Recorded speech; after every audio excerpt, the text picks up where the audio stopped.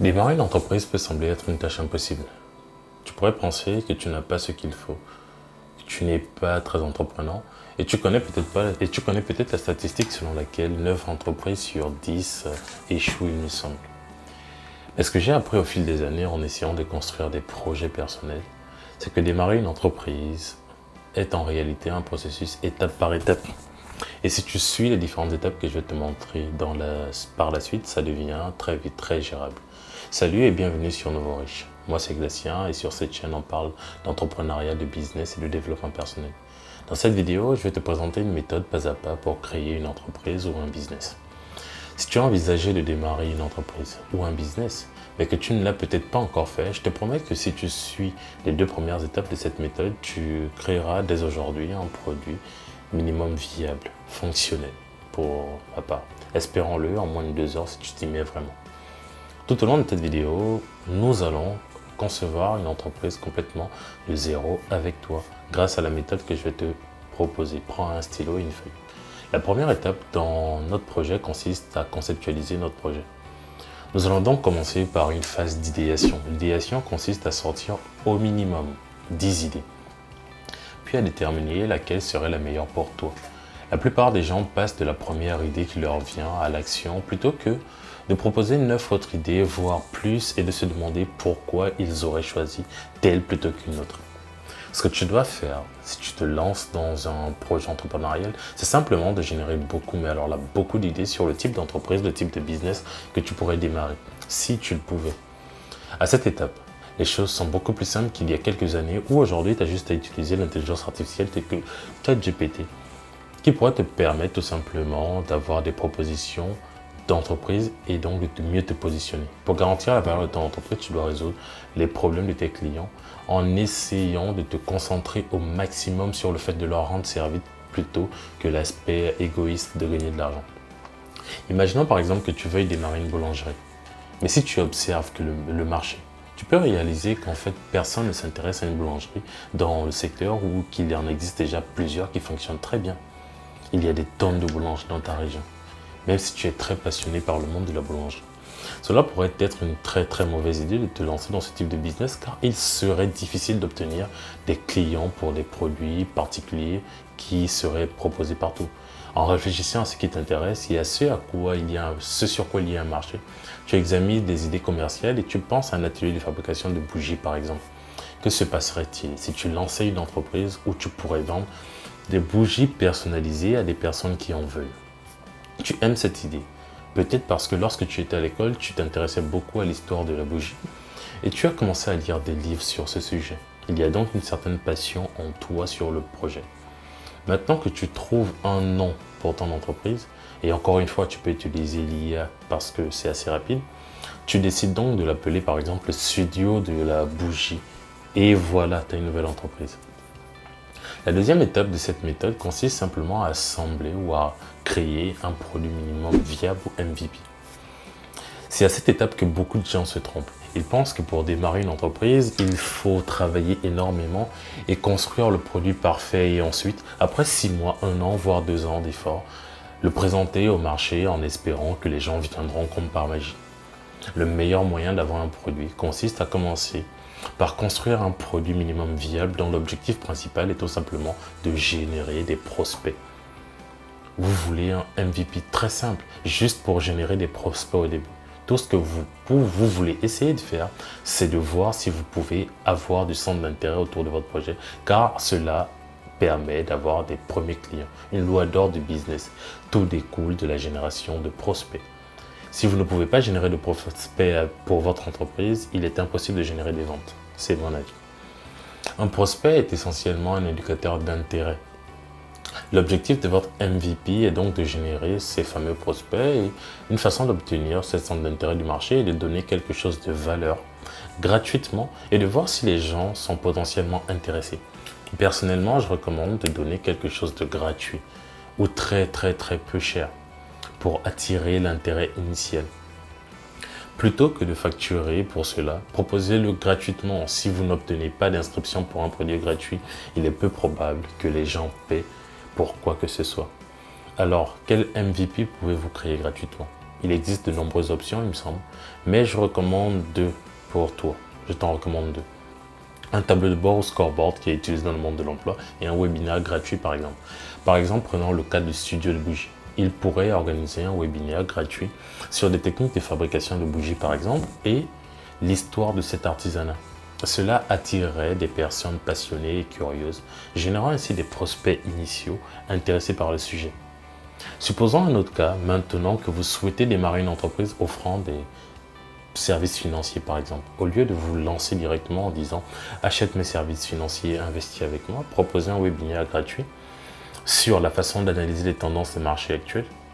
Comme c'est gratuit, les gens sont plus enclins à s'inscrire. Vous obtenez ainsi des indicateurs d'intérêt. Vous générez des leads et vous validez votre idée d'entreprise par la même occasion. Mettre en place un webinaire ne prend pas longtemps. Il existe de nombreux outils gratuits pour les planifier et les organiser de façon automatique. Utilisez cela comme un moyen de tester votre idée d'entreprise. C'est le maître mot dans cette partie. Une autre approche efficace est de créer un produit minimum viable sous forme de tableau de bord ou scoreboard. Un tableau de bord est essentiellement un quiz en amélioré. C'est génial car premièrement, les gens adorent remplir des quiz. Et deuxièmement, cela vous permet de proposer une multitude de questions pour valider vos idées d'entreprise. C'est le match parfait pour moi. Utilisez ces outils pour commencer à générer des prospects et tester votre concept sans risque financier. Cette méthode vous permettra de mesurer l'intérêt du marché et d'ajuster votre offre en conséquence. C'est aussi simple que cela. Ce que je pense à mon tour, c'est que tu n'as pas besoin d'en faire plus. Tu as juste besoin de vérifier que ton idée est valable. Vous pouvez le faire sur un Google Form, un Typeform ou autre. Mais il existe des applications spéciales conçues à cet effet, comme appelées Score App, il me semble. Donc, à ce moment, tu as juste à créer un scoreboard. Le scoreboard te permettra de poser des questions essentielles, des questions qui orientent ton client ou ton prospect, afin qu'il puisse te donner des informations. Par quoi est-il intéressé? Quel est le type de produit qui pourrait l'intéresser? Quelle est la couleur? Quelle est la forme? Et ainsi de suite. Tout simplement, ça te permettra de valider le type de business, le type de produit, le type de service sur lequel ton prospect ou ton potentiel client pourrait mettre de l'argent sans pour autant hésiter. Et donc, en très peu de temps, tu as la possibilité de créer un produit minimum viable. C'est là que beaucoup de gens se trompent sur les entreprises. J'ai vu tant d'amis et des collègues essayer de démarrer des entreprises ou des business en facturant dès le premier jour. Pour moi, c'est aberrant. Ne facturez pas dès le premier jour. Offrez quelque chose de gratuit pour générer des leads. Créez un MVP car tout découle de la génération des leads. Un seul conseil que je pourrais te donner, c'est qu'une fois que tu as commencé à gagner de l'argent avec ton entreprise, investis.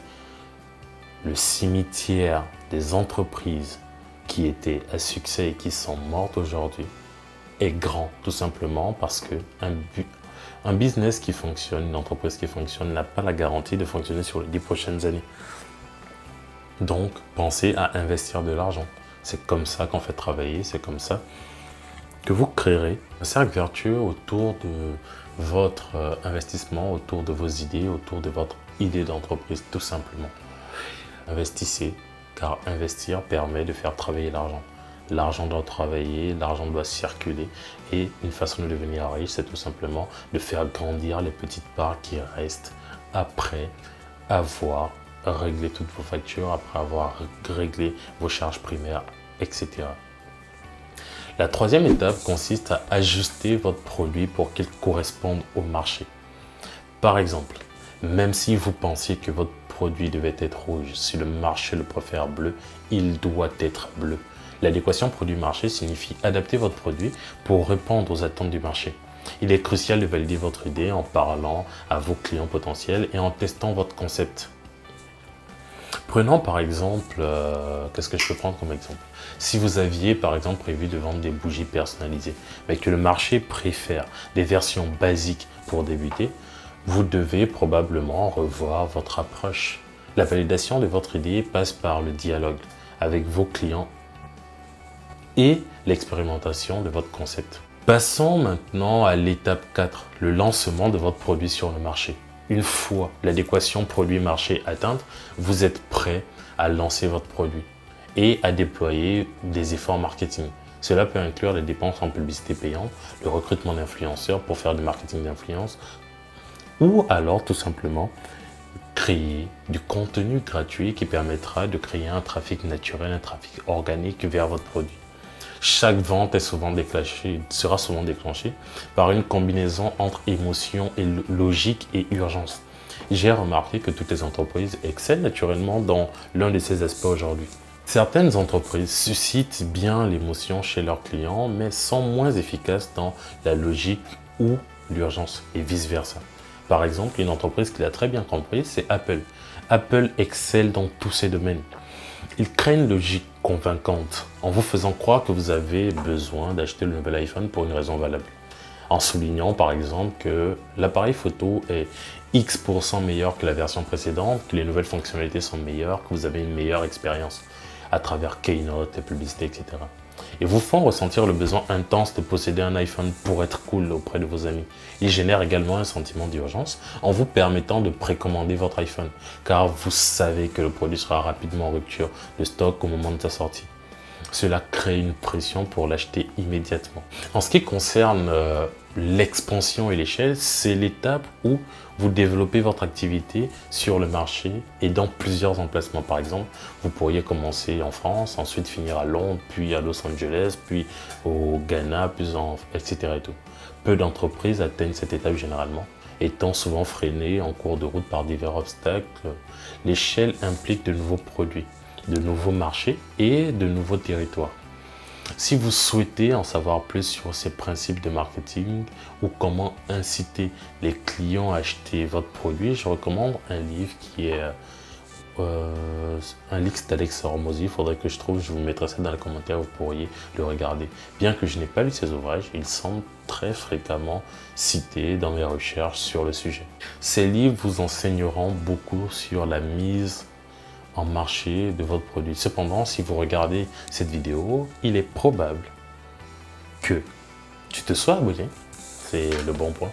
Et surtout, je prendrai la peine de faire une vidéo entière sur le marketing et sur comment scaler un business.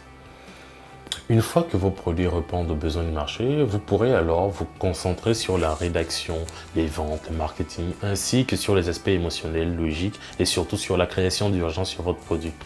La chose principale à retenir est que tout découle de la génération de prospects. Trouvez un moyen de valider votre idée en obtenant des clients gratuitement via la création d'un MVP, que ce soit une scorecard ou tout simplement une page via un webinaire. Une fois que vous avez validé votre idée, engagez des conversations avec vos clients pour obtenir l'adéquation pour les marchés, savoir ce que le client veut, c'est la meilleure façon de le faire. Et vous pourrez alors vous préoccuper de tout le reste. C'est tout pour cette vidéo. N'hésitez pas à poser vos questions en commentaire.